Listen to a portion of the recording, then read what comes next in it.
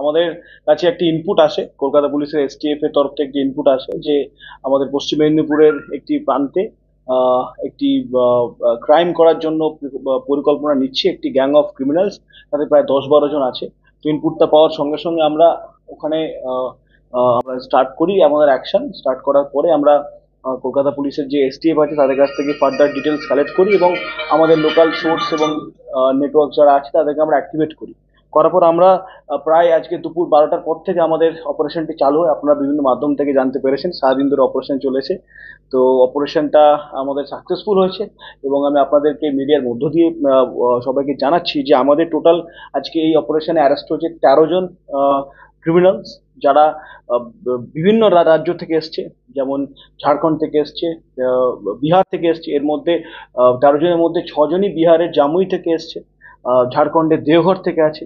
বাইরে থেকে তারা এসে তারা আর্মস নিয়ে এসে এখানে একটি রাসায়নিক সারের দোকান, বড় দোকান, গুদাম, দোকান না গুদামঘর, সেটাকে তারা প্ল্যান করছিল ওটাকে আজকে রাত্রে ভেঙে ওখানে তারা ডাকাতি করবে। তাদের কাছে 3টে আর্মস পাওয়া গেছে, শর্ট আর্মস, আর 10টা অ্যামিউনিশনস এখন অবধি পাওয়া গেছে। তারা এটাও তাদের মধ্যে আজকে প্ল্যানিং ছিল, আমরা সূত্র মারফত পেয়েছি, যারা আমাদের সোর্সেস থাকে তারা সেটাও জানিয়েছে এবং পরবর্তীকালে তাদের জিজ্ঞাসাবাদে, প্রাথমিক জিজ্ঞাসাবাদে তারা সেটা কনফিউজও করেছে। একটি বড় ট্রাক জাতীয় গাড়ি তারা আইডেন্টিফাই করেছে, সেটা আমাদের যেটা আপনারা সবাই জানেন যে গড়বেতা দাসপুর মেচোগ্রাম যে রুটের একটি ট্রাক আইডেন্টিফাই করেছিল, সেটাকে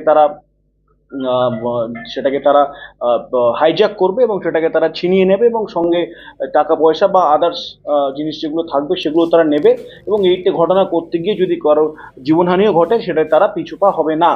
এর সাথে সাথে খড়ার এলাকা এবং ওই তৎসংলগ্ন ক্ষীরপাই, ওই যে বর্ডারিং এরিয়াটা আছে যেটা চন্দ্রকোনা আর ঘাটালে, এবং যেটা আবার সোজা বেরিয়ে যাচ্ছে আরামবাগ সাইডে, ওই এরিয়াটাতে একটি ব্যাংক, রাষ্ট্রায়ত্ত ব্যাংক ওরা টার্গেট করেছিল। আমি নাম বলছি না, বাট একটি রাষ্ট্রায়ত্ত ব্যাংক টার্গেট করেছিল। আমরা তাদের কাছ থেকে যে মোবাইল ফোন সিজ করেছি, সেই ফোনে সেই ব্যাংকের ছবি পাওয়া গেছে, সেই ব্যাংকের লোকেশনস পাওয়া গেছে এবং সেই ব্যাংকের জন্য সার্চ করে যে আদার্স যেগুলো দেখতে হয়, ব্যাংকের ফোন নাম্বার থেকে শুরু করে এভরিথিং আমরা সেখানটাতে পেয়েছি।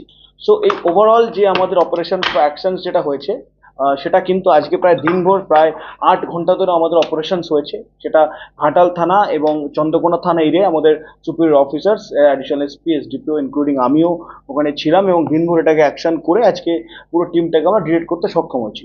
বাইরে থেকে যারা এসছে তারা ফায়ার আর্মস নিয়ে এসেছিল 3টে, 10টি আর্মস, 10টি অ্যামিউনিশন, সেগুলো কিন্তু আজকে ওদের কাছ থেকে সিজ করা হয়েছে। সো আমার তরফ থেকে ব্রিফ করার, বাকি আপনাদের কিছু থাকলে এখানে আসবে। কোথায় এর গ্যাংয়ের মধ্যে যেটা ভেরি ইন্টারেস্টিং কোশ্চেন, এই গ্যাংয়ের মধ্যে বেসিক্যালি বাইরের থেকেই লোক আছে, অন্যান্য রাজ্য থেকেই আসছে। বিভিন্ন রাজ্যের থেকে মেনলি আমরা পেয়েছি বিহার থেকে এবং ঝাড়খণ্ড থেকে, তারা ওখান থেকে আর্মসটা নিয়ে এসছে। আপনারা জানেন যে একটি স্পেসিফিক রাজ্যের একটি স্পেসিফিক জায়গায়, মেনলি বিহারের একটি স্পেসিফিক ডিস্ট্রিক্টে আর্মসের একটা বড় র্যাকেট চলে এবং এই আর্মসগুলো কিন্তু সেখান থেকেই এসছে। এবং আর্মসের সেই যে আসার যে যারা সেই আর্মসটা নিয়ে এসছে তারাও সেটা স্বীকার করেছে, তারা ওখান থেকে নিয়ে এসছে। মূলত ওরা ট্রেন পথেই আসে, তো ট্রেন যেহেতু আন্তঃরাজ্য যোগাযোগ স্থাপন করে, ট্রেনে করেই এসছে এবং আমরা তাদের কাছ থেকে সেই আর্মস রিকভার করতে সমর্থ হয়েছি। এর সঙ্গে নিঃসন্দেহে বাইরের লোক আছে, তারা তাদের স্টেট থেকে, বিহার থেকে, জামুই থেকে স্পেসিফিকলি বলতে, সেখান থেকে পুরো ব্যাপারটাকেই কোঅর্ডিনেট করছে। এটা আমাদের সবে তো এটা ইন্টিগ্রেট হলো। তবে এই গ্যাংয়ের 2জন মেম্বার আমরা পেয়েছি, তার মধ্যে একজন হচ্ছে রঞ্জিত, আমি তার নাম রঞ্জিত এখন অব্দি পেয়েছি। সে কিন্তু অলরেডি একটি কেসে কনভিক্টেড আসামি, 2010 সালে একটি কেসে কনভিক্টেড আসামি, এবং সে বিভিন্ন ইন্ডাস্ট্রিয়াল এলাকায় বিভিন্ন রকম লেবারের কাজ, এবং তার মূল কাজ হচ্ছে লেবারের কাজের মধ্য দিয়ে বিভিন্ন ইন্ডাস্ট্রিয়াল যে ফিল্ডসগুলো, ইন্ডাস্ট্রিয়াল যে প্লেসেসগুলো এবং যারা সেখানে ব্যবসা করতে আসে সেই ভদ্রলোকদের আইডেন্টিফাই করে তাদের প্লেস অফ স্টে, তাদের বসত বাড়িগুলো আইডেন্টিফাই করে সেখানে ক্রাইম করার জন্য। বিকজ একটি ইন্ডাস্ট্রিয়াল এরিয়াতে ক্রাইম করাটা খুব মানে রিস্কি ওদের ক্ষেত্রে, কিন্তু যদি সেই ব্যক্তি যে ওখানে ব্যবসা করে তার বাড়ি খুঁজে নিয়ে সেখানে এসে যদি কোনো জায়গাতে ক্রাইম করা হয় বা চেষ্টা করে, সেটা তাদের পক্ষে অপেক্ষাকৃত সহজ হয়। তো তারা এই একটি মোডাস অপারেন্ডি তারা অবলম্বন করেছে। এদেরকে ধরা হয়েছে আমাদের এটা হচ্ছে ঘাটাল আর চন্দ্রকোনার বর্ডার থেকে। মেল ওই এরিয়াটা আলুই বলে একটা গ্রাম আছে, আলুই গ্রাম, সেখান থেকে অ্যাকশন করে ধরা হয়েছে। আজকে এসছে, আজকে ছিল ওরা গাড়িতে, কোনো গাড়িতে না? না, ওরা একটি মাঠের মধ্যে জমায়েত হয়েছিল। তো ওদের যে কনভেন্স, ওরা পাবলিক ট্রান্সপোর্ট ইউজ করেছিল, পাবলিক ট্রান্সপোর্ট। কোনো স্পেসিফিক ভেহিকেল নিয়ে আসলে কিন্তু পুলিশ যেহেতু ট্র্যাক করতে পারে, এবং মিডিয়ার মাধ্যমে ওরা যখন জানে যে বিভিন্নভাবে পুলিশ ট্র্যাক করে, ওরা এখন আমরা রিসেন্ট যে ট্রেন্ড দেখছি সেখানে ওরা পাবলিক ট্রান্সপোর্ট ইউজ করছে।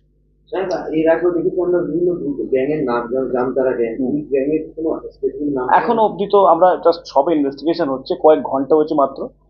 তবে একটা জিনিস, যে যতগুলো মেম্বার এখানে এসেছিল সবাই কিন্তু অ্যারেস্ট করেছে। এই আমাদের রাজ্যে এই গ্রুপের কেউ বাকি নেই, আমাদের পুরোটাই ডিটেক্টেড। বয়স কেমন হবে? এদের সব মিড এজ, 30-35 থেকে ইয়াং ছেলেরাও আছে ওর মধ্যে। এখন দেখুন, এরা যে ডকুমেন্টস গুলো আমাদেরকে দেয় তার কতটা সত্যতা আমার সেটাও যাচাই করতে হবে।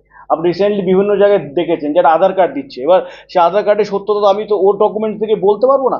আমাদের যে পুলিশের যে ট্রেনিং থাকে সেখান থেকে একটা দেখলে বুঝতে পারি যে একটা মাঝ বয়সী লোক, 30-35 রেঞ্জে মোটামুটি ওদের বয়স। না, ওরা আদার স্টেটে থেকে এখানে কলকাতাতেই ছিল, কলকাতাতে, হাওড়াতে এবং বিভিন্ন জায়গাতে ওরা আসার জন্য ওরা মুভ করছিল।